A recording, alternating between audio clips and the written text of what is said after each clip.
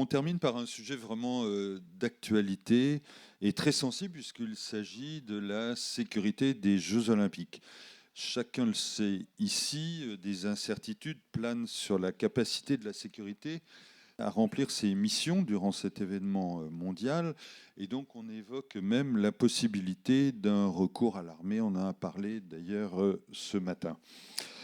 Toutes les décisions ne sont évidemment pas prises encore, et puis on sent quand même monter une certaine inquiétude de la part des sociétés de sécurité privée, et puis un certain agacement se manifeste aussi chez les pouvoirs publics. Alors on va essayer d'y voir plus clair, et avec plusieurs intervenants de toute première ligne, si je puis dire. Tout d'abord, Mustapha Abassani, qui est en visioconférence et qui doit nous entendre normalement. Ah ben oui, oui, bonjour. Donc Bonjour, bonjour. vous êtes le président de l'OPS, donc c'est l'organisation professionnelle de la sécurité événementielle. Je vais présenter les autres intervenants et vous passer la parole ensuite. Il y a Sofiane Aboubeker qui est aussi en visioconférence. Bonjour, qui est le Bonjour, Mathias. président de l'ADMS. Et donc vous êtes 2 en visio et 3 en réel. Donc je présente les 3 autres. Ralph Bonan, qui est président de la commission des grands événements au GES, au groupement des entreprises de sécurité. Luc Jouve, qui est président d'honneur du GPMSE, qui représente donc les sociétés de sécurité électronique, et Dominique Legrand, qui est président de la N2V, qui regroupe de nombreuses sociétés de sécurité électronique et des donneurs d'ordre également.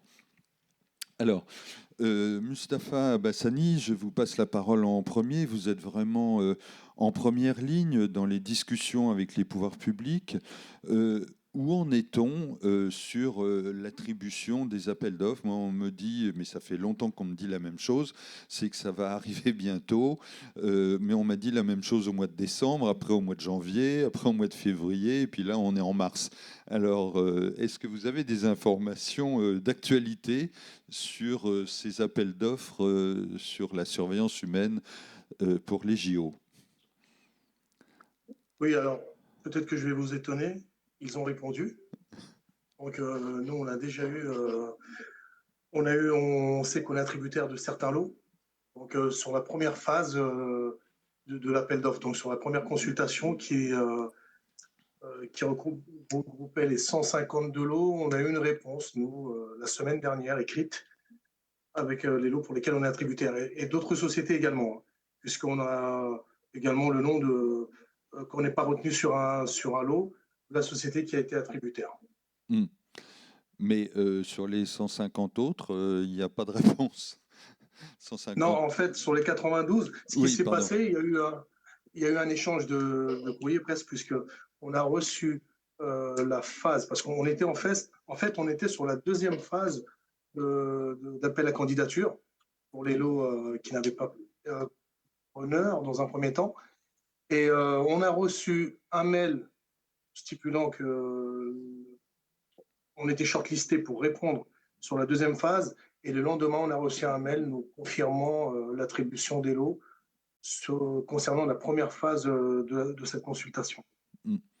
Alors vous, Ralph Bonan, vous êtes aussi en première ligne Oui. hein, au GES. Donc, je le rappelle, vous occupez de la commission grand événement. Et donc, grand événement, c'est la Coupe du Monde de rugby, mais aussi les JO. Tout à fait. La Coupe du Monde de rugby, on en parlera, mais c'est des problèmes complètement différents, je Absolument.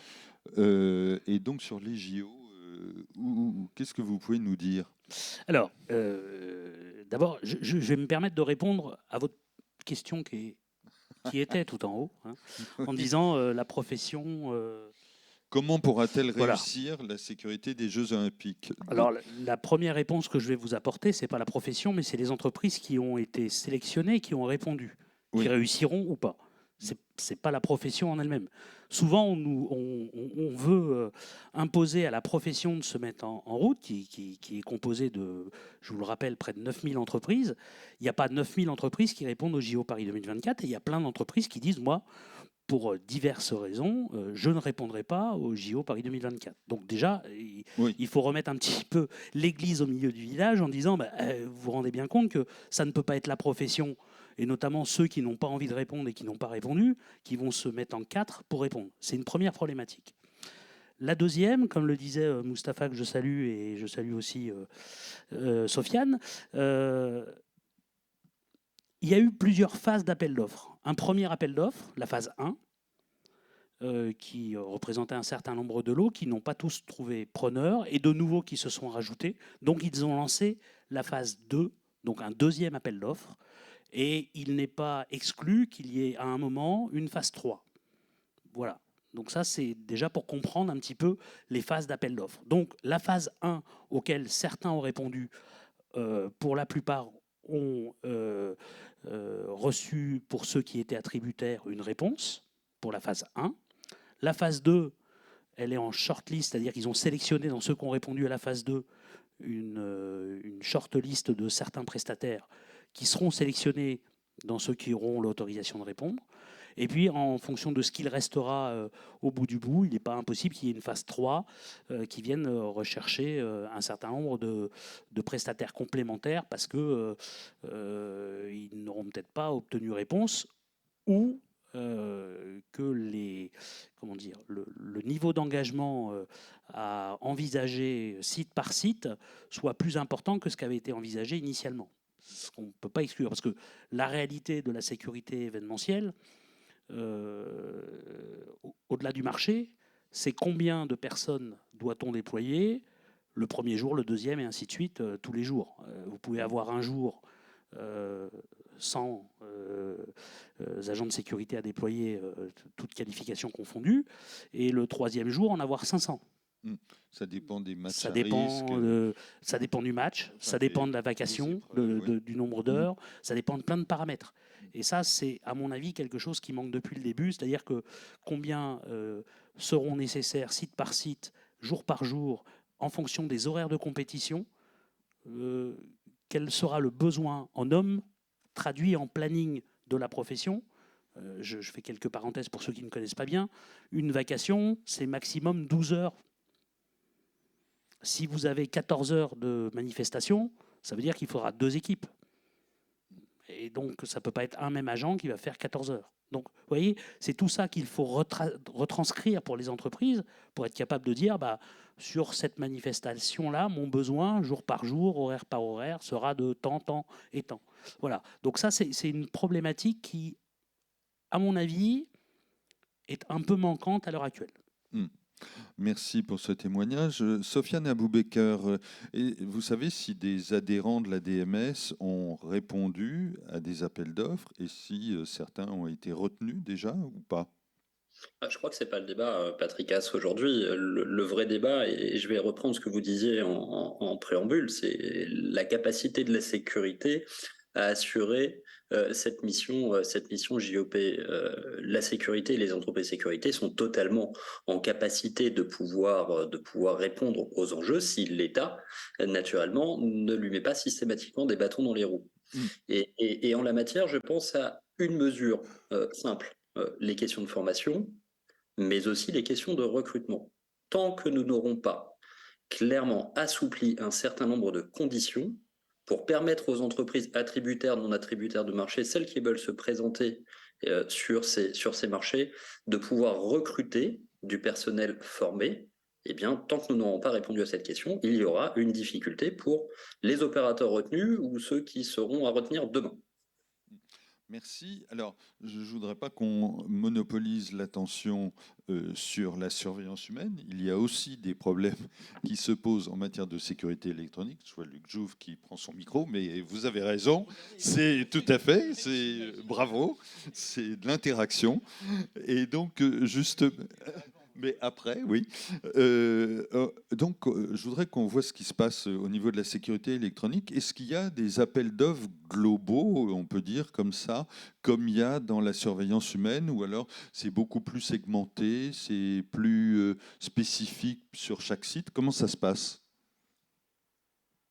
Alors, je vais répondre globalement les deux, parce que vous avez deux types de sites. Vous avez des sites qui existent, ou qui vont être construits et qui vont être pérennes. Donc, dans ce cas-là, bah, vous mettez en place des systèmes qui vont rester. Et vous avez des sites qui sont des sites qui vont servir uniquement pour les jeux. Donc, ça veut dire que ces sites, vous les équipez de manière temporaire. Donc effectivement, c'est pas la même approche, c'est pas le même fonctionnement. Alors vous pouvez avoir des sites où, bah, par exemple, sur des sites temporaires où l'État va vous fournir le matériel et vous n'aurez plus qu'à, enfin, les installateurs électroniques n'auront plus qu'à positionner, à régler et à gérer les systèmes. Voilà, donc l'approche est différente. Et puis après, effectivement, ces appels d'offres peuvent être aussi sur des sites en construction, peuvent être ceux qui peuvent répondre, peuvent être aussi des très grosses sociétés, pas obligatoirement spécialistes de la sécurité électronique ou des pure players en sécurité électronique, mais des grosses entreprises d'électricité qui vont avoir un département sécurité électronique et notamment vidéo, puisque vont pouvoir, dans un appel d'offres global, pouvoir intégrer et mutualiser les coûts. Mais est-ce que, selon votre opinion, le niveau d'équipement des sites sportifs qui existent déjà était jusqu'à présent déjà suffisant? Parce que c'est des renouvellements qui se font régulièrement, la modernisation des équipements. Oui, bah ça dépend vraiment de certains sites. Bien sûr, il y a des sites qui sont remis à niveau en permanence, d'autres moins. Après, on revient toujours à la même chose, c'est le frein administratif que nous avons à utiliser, notamment des nouvelles technologies qui nous sont interdites par les pouvoirs publics, par la réglementation. Et ça, bien sûr, ça freine dans le développement. Alors, on ne va pas revenir sur la reconnaissance faciale, sur un certain nombre de choses. Oh, on peut en parler 2 secondes. Oui, mais bon, tout le monde c'est un peu le serpent Je de mer. compte sur Dominique Legrand. Voilà. Bon,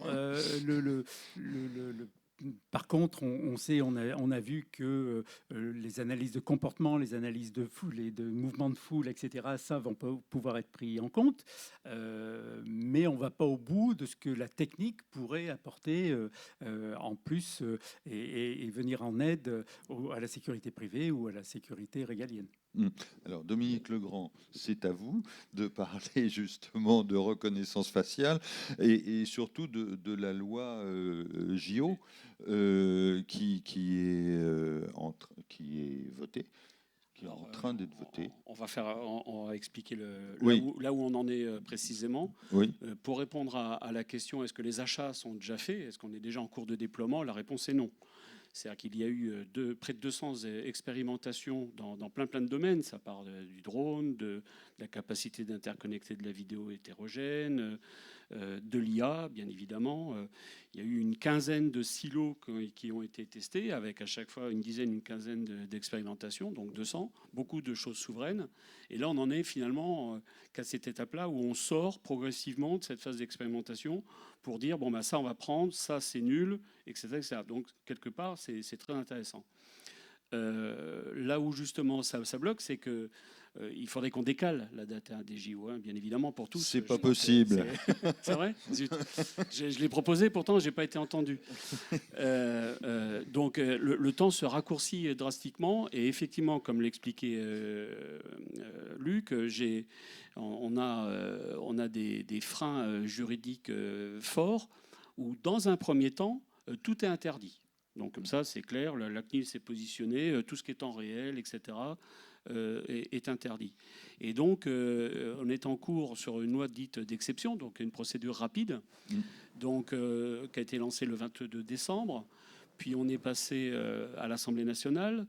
Là, on est sorti il y a une quinzaine de jours du Sénat. Donc, on a un projet de loi qui commence à être clair, quoi, avec des articles qu'on peut commencer à critiquer, entre guillemets, on sait de quoi on parle. Pas plus tard qu'hier, il y a eu une commission qui a raccourci, on est repassé du 30 juin, la fin de l'expérimentation du 30 juin 2025 au 31 décembre 2024. Donc les lignes bougent encore. Et donc moi j'ai fait passer un communiqué de presse il y a Que deux j'ai jours, reçu, que tu as reçu, que j'ai envoyé, où effectivement nous on a quelques craintes, dans le sens où la CNIL récupère beaucoup d'enjeux sur tous ces sujets. Et juste, je pourrais dire deux choses. Dans un premier temps, il faut le savoir, le Code de sécurité intérieure est en pleine refonte. Et c'est ce qu'évoque donc l'article 6 de cette loi. Donc loi qui n'est toujours pas votée. C'est-à-dire que, à nouveau, la navette, Assemblée nationale, Sénat, et là, ça revient en discussion. Et ça va être réellement promulgué fin du mois ou quelque chose du genre. Bon. Là, on ne parle pas de la réforme des retraites. Non. Mais justement, il ne faut pas en plaisanter parce que c'est un des problèmes. Bah oui. Nous, on a les plus grandes difficultés pour atteindre les députés parce qu'ils nous disent attendez, vous êtes gentils avec votre truc là, avec oui, non, mais je etc. sais, bien sûr. On a autre chose à faire. Et le calendrier tombe plutôt mal parce que justement les JO, comment on ne peut pas les décaler? Manifestement, cette réforme des retraites non plus. Donc c'est concomitant. Bon, je pourrais pas dire, j'ai le mot pagaille qui vient me polluer la tête. C'est pas la pagaille parce que c'est structuré quand même, ça sort, etc. Mais ça sort en marche forcée et où donc toutes les discussions, finalement, n'ont pas lieu. Et donc nous, on craint deux choses. On va se polariser sur deux, trois choses parce que si on dit c'est tout nul, on va passer au travers. Donc il faut se polariser sur deux, trois choses qu'on aimerait améliorer. On cherche à être constructif. La première chose, c'est le fait que finalement tout va passer par décret. Donc le décret, ça va nous tomber un beau jour au journal officiel. On ne saura pas ce qu'il y a dedans. On n'arrive pas à savoir ce qu'il y a dedans. Alors on a les infos mais c'est pas officiel, c'est pas public. Vous ne trouverez pas les travaux en cours sur le contenu de ce décret. Donc c'est occulte, puisqu'on n'arrive pas à avoir accès, c'est donc occulte. Donc ça me plaît pas, ça c'est le premier point. Et le deuxième point, c'est qu'il reste des termes où la CNIL est omniprésente pour les décisions des go, no-go sur certaines technologies, certains usages d'intelligence artificielle, où le mot proportionné revient en permanence.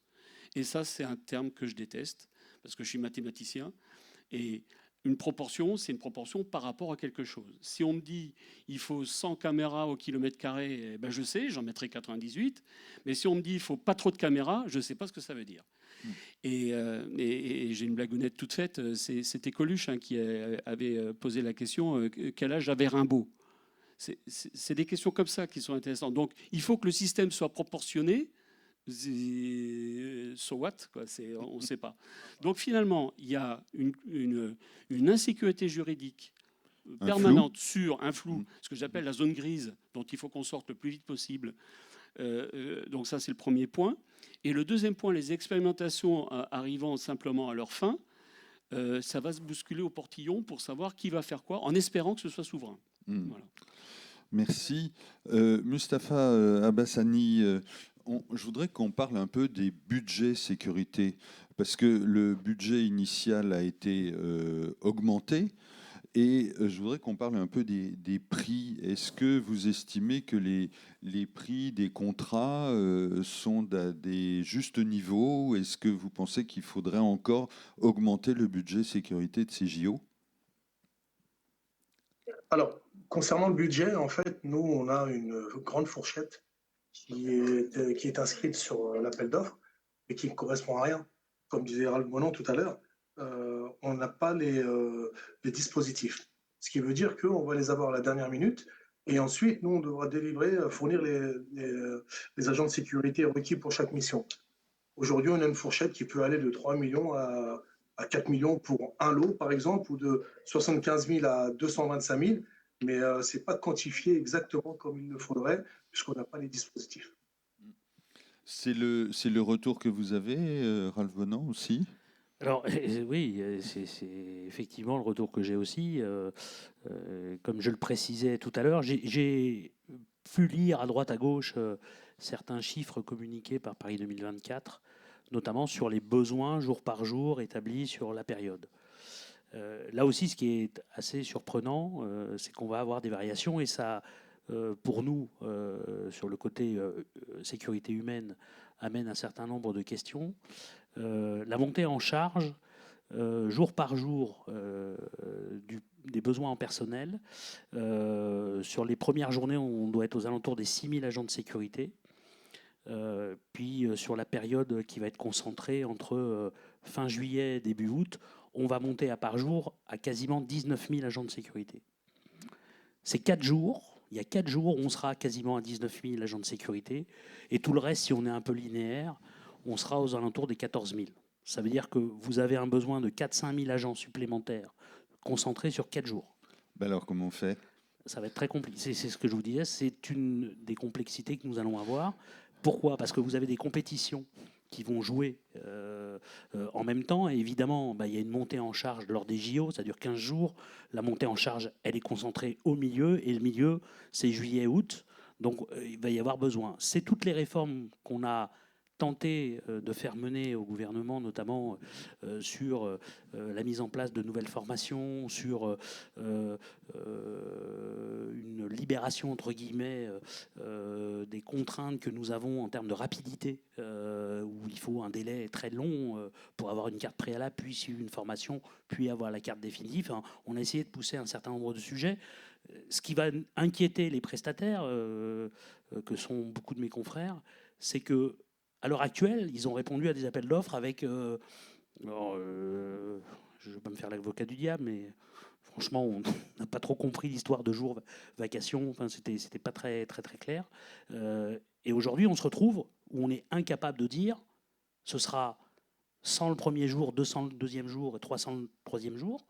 On va le découvrir au dernier moment. Et peut-être qu'on nous dira c'est 50 le premier jour, 600 le deuxième jour, 1000 le troisième jour, je ne sais pas. Enfin, voilà. Et donc, c'est pour ça que ce budget, à mon avis, est lié, parce que si on reprend un peu l'histoire, et j'en terminerai par ça, l'Euro 2016, pour ceux qui se souviennent, on a concentré un appel d'offres très vite, puis on a eu malheureusement un certain nombre d'événements qui ont nécessité à ce qu'on mette beaucoup plus d'agents de sécurité que ce qui avait été prévu à l'initial. Cette fourchette, elle est prévue, et donc elle est dans les appels d'offres aujourd'hui. C'est pour ça qu'on a une fourchette large de prix, ce qui ne veut pas dire à l'heure actuelle qu'on est capable de mettre en face un vivier. Alors, Sofiane Aboubeker, il y a un autre problème qui se pose, c'est l'état de la coordination entre la sécurité privée et la sécurité publique. Est-ce que vous estimez que c'est en bonne voie, qu'il y a une coordination entre ces deux mondes, spécialement pour les JO, évidemment, hein? Je vous remercie pour cette question, Patrick, extrêmement intéressante. On a, si vous voulez, une difficulté importante aujourd'hui à trouver les moyens de partager nos méthodologies, de partager nos modes d'action. Et pour rebondir sur ce que disaient Mustapha et Ralph juste avant, on a une problématique de conception générale de la prestation de sécurité privée dans son ensemble par le comité d'organisation des Jeux. Et c'est ce sur quoi nous travaillons aujourd'hui. Et dans cela, il y a toute cette problématique, effectivement, de coordination entre le privé et le public, sachant que, vous le savez, depuis des années, la coordination est extrêmement difficile. Il peut y avoir localement des petites des ententes et des modes de fonctionnement spécifiques, mais au niveau général, au niveau étatique, il n'y a pas de coordination. Le public aujourd'hui décide et le privé doit appliquer ce qui a été décidé. Donc, il y a, si vous voulez, une difficulté aujourd'hui à trouver un mode de communication qui soit un mode de communication entendable des deux côtés. Encore une fois, l'objectif de la sécurité publique et l'objectif de la sécurité privée sont deux choses différentes. Et on a une tendance depuis un certain nombre d'années à vouloir caler le modèle public sur le modèle privé. Or, ça ne fonctionne pas aujourd'hui. Et je rebondirai également sur la question que vous posiez sur les budgets. En termes de budget, aujourd'hui, le comité d'organisation a mis, je crois, dans les derniers cahiers des charges, une évolution à peu près calée sur l'inflation. Mais au-delà de ça, on a un certain nombre de difficultés. Il faut recruter, nos coûts explosent à l'intérieur de notre filière. On a potentiellement un accord sur les classifications qui va augmenter les salaires dans la branche demain s'il était signé par l'ensemble des partenaires sociaux. Enfin voilà, c'est un environnement qu'il faut prendre en compte. Et c'est cet environnement sur lequel on a des difficultés à avancer avec les partenaires publics en la matière.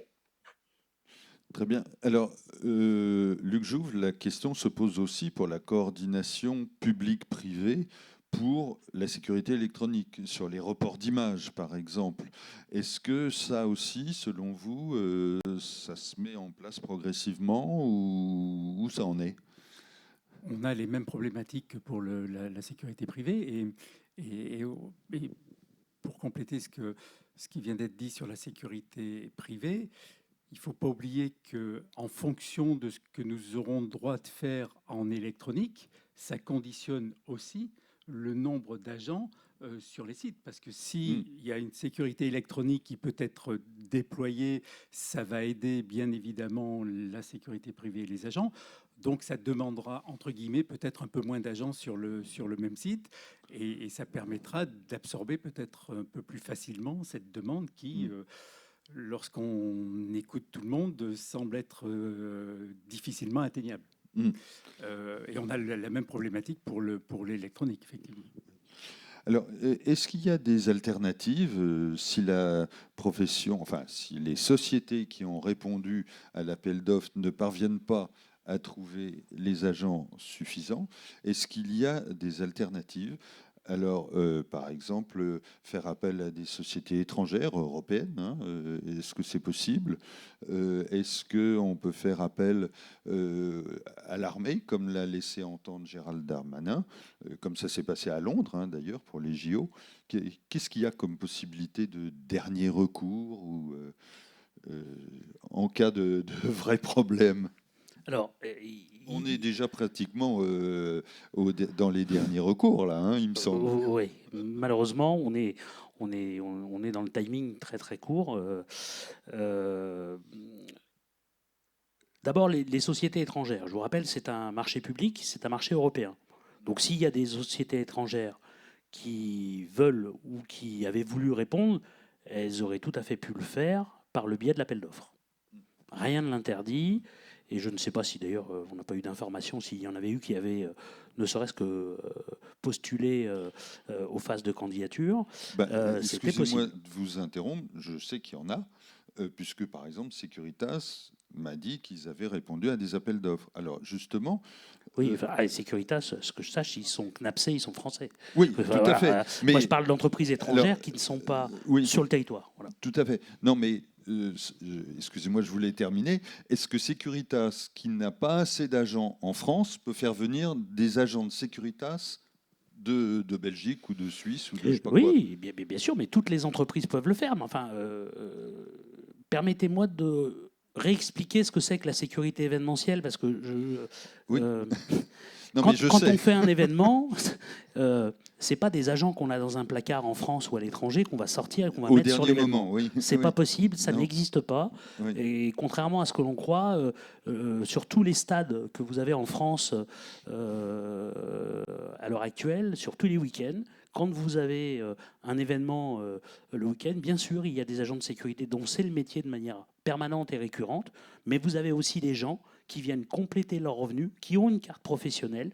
qui ont suivi une formation et qui viennent par passion, par besoin financier, pour tout un tas de raisons, compléter les effectifs. Et ça, c'est dans tous les stades de France, il n'y a pas un stade où ça n'existe pas. Donc ça, déjà, c'est le premier point. Donc, si on devait faire appel à des agents, je reprends mon exemple de tout à l'heure, hein, je fais venir, je dis n'importe quoi, hein, je suis Securitas, j'ai 3 petits points. Je fais venir des agents de Norvège. Allez, je dis n'importe quoi, hein, peu importe. Pour 2 jours, 3 jours. Enfin, vous voyez techniquement comment c'est possible. Non, moi je vois pas. Mais... Voilà. Donc il y a les hôtels, il y a l'hébergement, il y a le transport, il y a les problèmes de langue, il y a les problèmes de carte professionnelle. Enfin, il y a un certain nombre de problèmes. Donc c'est pas si simple que ça, et c'est pas forcément des solutions. Et alors je ne me fais pas le porte-parole des groupes, mais si vous posez la question au groupe, je suis pas persuadé qu'il l'ait seulement envisagé. Hein, voilà, la réalité c'est un peu ça. Là où on aurait pu avoir des entreprises qui répondent, ce sont des entreprises d'un autre pays, ça s'est déjà vu sur le territoire français, qui viennent avec des agents qui peuvent ou pas répondre à la réglementation française. Ça, c'est le principal sujet, me semble-t-il, notamment en termes d'autorisation pour l'entreprise, mais aussi d'autorisation pour les salariés. Et puis, quand je parle d'autorisation, il y a le droit du travail en France. S'ils ont des salariés détachés, ils doivent respecter un certain nombre de choses, donc il faut qu'ils l'intègrent. C'est pas si simple que ça, à mon avis. Sofiane Aboubeker, on risque d'avoir une pénurie d'agents. Quelle est la garantie pour un donneur d'ordre, un client, une banque, mettons, une enseigne de distribution? Quelle est la garantie que ces agents ne vont pas partir faire ponctuellement quelques prestations au stade du coin, là, et donc délaisser leur travail habituel? Ça, Patrick, ça, c'est la garantie du prestataire, en fait, grosso modo. C'est à l'entreprise de sécurité privée de s'assurer que ses effectifs seront bien planifiés, iront bien assurer les missions pour lesquelles elles ont été planifiées. Oui. Si quelqu'un est planifié dans une banque, un centre commercial, un supermarché, une industrie, etc., ce sont des effectifs qui resteront bien là-dessus. On voit mal des effectifs, de toute façon, qui effectuent des missions pleines sur ce type de site, aller être débauchés et aller travailler sur des sites événementiels. Non, la réelle problématique, au-delà de ça, c'est de savoir comment on est en capacité de pouvoir intégrer des effectifs supplémentaires temporaires au sein de notre filière. Ralph Bonan en parlait tout à l'heure. Les métiers de la sécurité événementielle, c'est essentiellement pour, à part un certain nombre de métiers fixes comme les coordinateurs de sites, etc., ce sont des métiers dans lesquels on a une force d'appoint essentiellement. Et donc cette force d'appoint, jusqu'à il y a une dizaine, une quinzaine d'années, elle pouvait être réalisée par des étudiants qui ont été formés, qui étaient présents dans nos métiers, etc., ou des personnes qui avaient suivi une formation minimum au sein d'entreprises. Parce que ce qu'il faut quand même rappeler, c'est qu'aujourd'hui, on a un volume de formation, c'est-à-dire que l'État impose un volume de formation extrêmement important pour toutes les activités de sécurité privée, alors que quand ils sortent de ces formations, ils doivent être totalement reformés par les entreprises qui les emploient. Il y a là une incohérence majeure. Donc pour pouvoir permettre à tous les acteurs de la sécurité privée de pouvoir véritablement intégrer des effectifs, il faut lever un certain nombre de verrous. Je le rappelle, la sécurité privée surveillance humaine est l'une des activités les plus réglementées de France. Or, cela fait plus de 15 ans maintenant que notre secteur est en voie de perdition quelque part, dans la mesure où les marges s'effondrent, dans la mesure où on n'est plus en capacité d'innover, on n'est plus en capacité d'avancer. Et ça, c'est la conséquence directe d'une forme de surréglementation. Voilà. Donc c'est ça qu'il faut. Les leviers, ils existent. Si on donne les moyens, encore une fois, à la sécurité privée de pouvoir se prendre en main en assouplissant un certain nombre de prérequis obligatoires pour permettre à nos entreprises et à leur savoir-faire de pouvoir avancer, ça ne veut pas dire enlever des cartes professionnelles, ça ne veut pas dire ne pas faire des contrôles de moralité. Bien au contraire, il en faut. Mais ça veut dire permettre aux entreprises tout simplement de travailler. Ce qu'on oublie dans notre pays, malheureusement, depuis un certain nombre d'années. Voilà. Donc, des leviers existent, il faut simplement permettre aux professionnels du secteur de pouvoir y aller. Et juste un dernier point sur ce que vous disiez sur les sociétés étrangères. Ralph a totalement raison, Moussa aussi là-dessus. Quelle société étrangère va se positionner sur le marché français? Vous avez vu les salaires dans les entreprises étrangères en matière de sécurité privée? Ils sont très nettement supérieurs à ce que les salaires sont dans notre filière. Les prix de vente, de même. Voilà. Et puis, n'oublions pas une chose, il y a aussi des problématiques logistiques. Quid du transport? Il me semble que tous les opérateurs de transport public, d'ailleurs, n'ont pas répondu au marché du COJO en la matière, pour assurer le transport des équipes, du staff, des athlètes, etc. Quid également de l'hébergement? On ne va pas faire dormir les gens dans les salles. Enfin, bref, c'est pour ça que cette hypothèse d'avoir recours à de la force étrangère, à des forces, des agents de sécurité privée issus de sociétés étrangères, me paraît assez hasardeuse aujourd'hui. Non, des solutions existent dans notre pays sans avoir recours mécaniquement aux forces de sécurité publique ou pire, à l'armée. Il faut que l'État puisse donner les moyens à la filière de pouvoir avancer, de pouvoir juste répondre à des demandes, et encore une fois, des demandes qui doivent être un peu plus précises de la part du comité d'organisation des Jeux. Merci. Mustapha Bassani, il y a un événement dont personne ne parle sur le plan de la sécurité, c'est la Coupe du monde de rugby. Alors, tout a l'air de bien se passer, alors qu'il y a quand même des incertitudes sur les JO. Comment vous expliquez ça? C'est une organisation assez différente, mais quelles informations vous avez sur justement l'organisation de cette sécurité et des prestataires qui ont répondu? Alors, pour le coup, on y est dans 6 mois à peu près, et on n'a toujours pas les retours officiels des attributaires. Donc, on nous a donné une date du 15 mars, donc on attend le 15 mars pour voir qui sera retenu sur cette consultation. Oui, Maintenant, la différence prochaine, avec les JO. Oui. Oui, la différence avec les JO. La Coupe du monde de rugby, si elle démarrait dans une semaine, dans un mois, elle se ferait parce que vous n'avez pas cette concomitance comme avec les JO.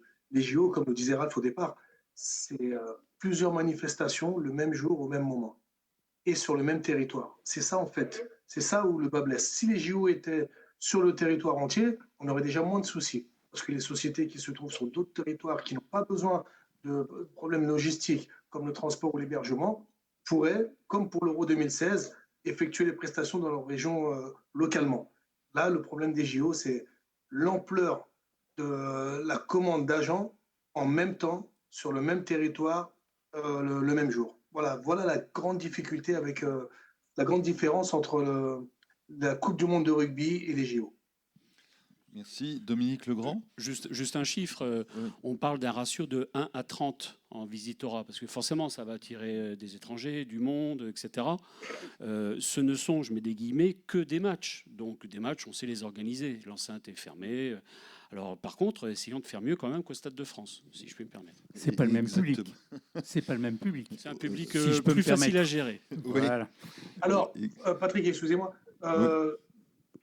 Et puis, il y a une différence aussi de gestion, puisque sur un match de foot, vous avez 1 heure d'ouverture au public, vous avez un temps d'arrivée, ferme les portes par exemple, alors que les JO, sur certaines compétitions, les gens vont venir de manière beaucoup plus étendue dans la journée, et le COJO qualifie même les JO comme du tourisme sportif.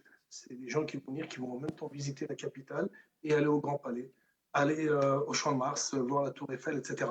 Alors que quand vous avez une Coupe du monde de rugby, vous avez 2 clans qui vont s'affronter dans un stade, et donc vous savez exactement qui viendra, à quelle heure ouvriront les portes et à quelle heure vous aurez le maximum de personnes et un dispositif au maximum pour les accueillir. Merci. Ralph Bonan. Là, on parle des besoins pour Paris 2024, pour l'organisateur.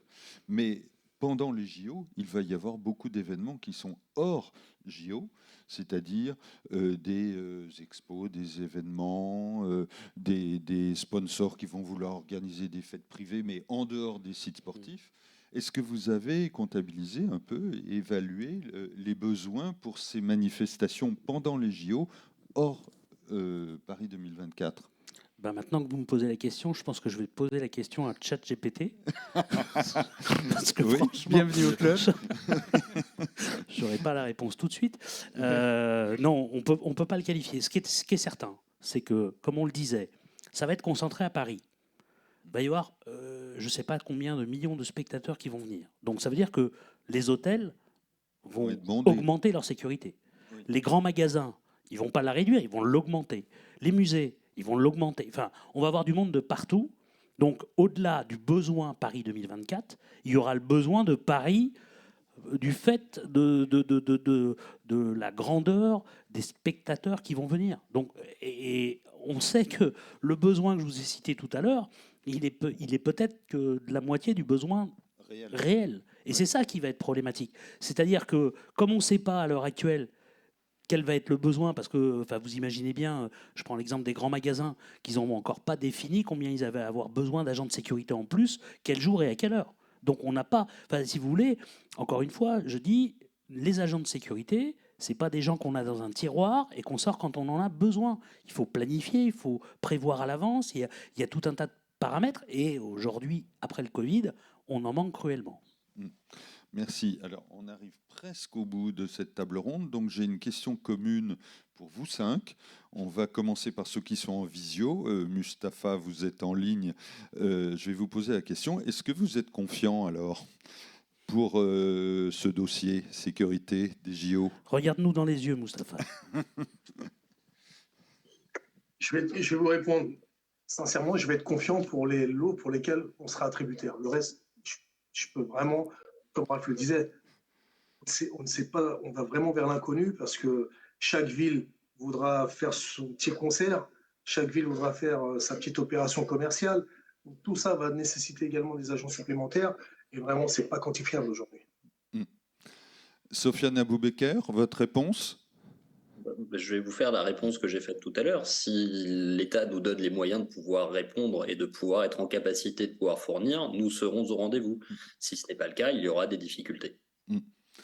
Luc Jouve. Oui, alors moi je suis moins concerné des 5. Oui.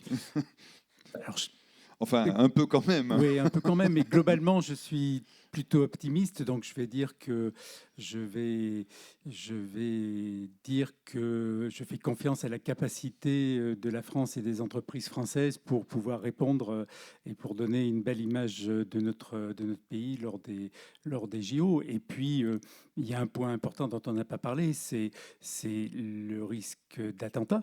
Parce que ça peut changer aussi complètement la donne. Qu'est-ce qui peut se passer? Sûr, oui. Qu'est-ce qui peut se passer un peu en amont des Jeux?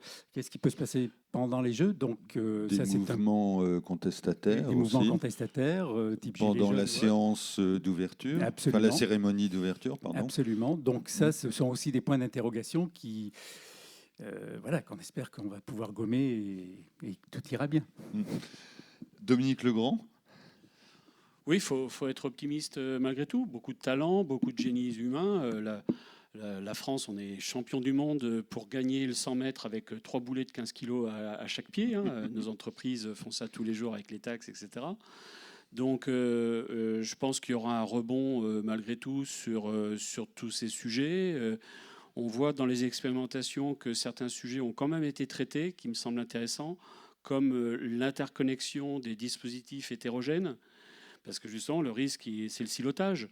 On n'a pas beaucoup parlé des problématiques verticales, parce que la RATP voit les JO de sa manière, la SNCF aussi, un centre commercial, plus de visiteurs. Les banques aussi, parce qu'il faut des distributeurs partout. Voilà, le racheminement des GAB, etc.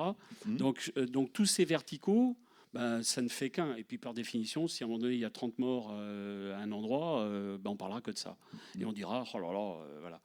Donc, ça tombe bien qu'on passe juste après la conférence sur les rétex, parce que j'espère justement qu'il y a eu des rétex très importants sur Stade de France. J'en plaisantais, mais ce n'est pas une plaisanterie, parce qu'il y a quand même eu des choses pas sympas.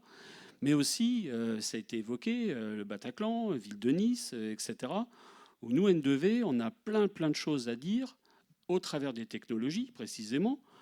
Parce qu'on dit, oh là là, mon Dieu, surtout pas de reconnaissance faciale. Non-assistance à personne en danger. Si à un moment donné, on a un individu dans le pif que lui, il pose problème, on va le perdre. Et puis on fera toujours ce même geste dans le genre, on a fait de notre mieux. Donc on fait toujours de notre mieux. Et à la N2V, on cherche à dire, oui, mais c'est pas suffisant. Donc d'ores et déjà, on s'est tiré une balle dans le pied avec un certain nombre de dispositifs techniques abandonnés, reconnaissance faciale. On sait faire des tas de choses complètement RGPD, mais qui sont déjà interdites. On a stoppé toutes les expérimentations sur les détections sonores, le coup de feu, etc. On a eu, je ne sais pas exactement, est-ce qu'on en est sur les portiques millimétriques pour la fluidité, pour écréter peut-être un certain nombre d'effectifs d'agents. Faire de la fluidité technologique, c'est peut-être mieux que de chercher à avoir des bonhommes qui palpent les gens, une colonne homme, une colonne femme. Enfin, on connaît les effectifs associés à tout ce genre de choses. Dans un premier temps, ces portiques étaient interdits. Bon, c'est en train d'y revenir, moyennant certaines conditions, etc. Mais là où je regrette déjà quand même quelque chose, c'est qu'avec cette loi d'expérimentation, du fait que c'était une expérimentation, on aurait pu dire, allez, on pousse la manette, on va jouer, entre guillemets, avec cette manette pour voir une bonne fois pour toutes ce que toutes ces technos font. Et là-dedans, il y a peut-être des tartuffes et il y a peut-être des technologies hyper efficaces. On ne le saura pas et on perd encore une opportunité de savoir si, sur un grand événement comme les JO, on sait faire mieux. Mm. Donc la nature s'en fout, c'est comme le réchauffement climatique, etc. Ça fera ce que ça fera. Est-ce qu'il y aura un attentat avec 67 morts ou pas? Ça fera. Moi, je suis toujours effaré par justement ces défenseurs des anti-caméras, anti-IA, en disant non, faut pas mettre. Donc on donne une énorme liberté en permanence aux délinquants. Et ça, je trouve ça lamentable. Alors, Ralph Bonan, vous avez le dernier mot. Oui, alors bon, d'abord, si on prend l'histoire, il faut quand même se servir un petit peu de l'histoire, les 3 derniers Jeux olympiques ont connu des problèmes en sécurité privée. C'est un fait. Et donc, il y a eu un déficit dans tous les cas. Donc ça, c'est le premier point. Le deuxième point, c'est que si on prend les grands événements en France qu'il y a eu, ils se sont bien passés. On prend l'Euro 2016, la Coupe du monde de football féminine. Mais nous, on sait qu'il y a eu des écueils à des moments et que on a été sollicité, qu'on a pu venir en renfort, notamment de confrères qui étaient dans le mal. Donc je dirais que je pense qu'on réussira, mais il y aura des écueils et c'est là où il faut travailler pour qu'on puisse d'abord se libérer des viviers dont on aura besoin au dernier moment. Ça, c'est ce que disait Sofiane tout à l'heure. Il faut qu'on arrive à nous entendre sur ces sujets-là. Et deuxièmement, qu'on ait bien imaginé des plans B un petit peu partout, parce que on l'a connu par le passé. C'est pas forcément là où on croit qu'il y aura un écueil qu'il y aura un écueil. Et donc, il faut être capable de répondre rapidement à cela. Ben, ce sera le mot de la fin pour cette table ronde, pour cette journée et pour le salon qui se termine maintenant. Je vous remercie tous d'avoir pris le temps d'organiser vos agendas pour être présents, parce que ce n'était pas facile pour tout le monde, y compris pour ceux en visio. Merci beaucoup. Et je vous donne rendez-vous l'année prochaine, puisque la prochaine édition a lieu en mars prochain. Voilà, merci et donc à très bientôt. Au revoir.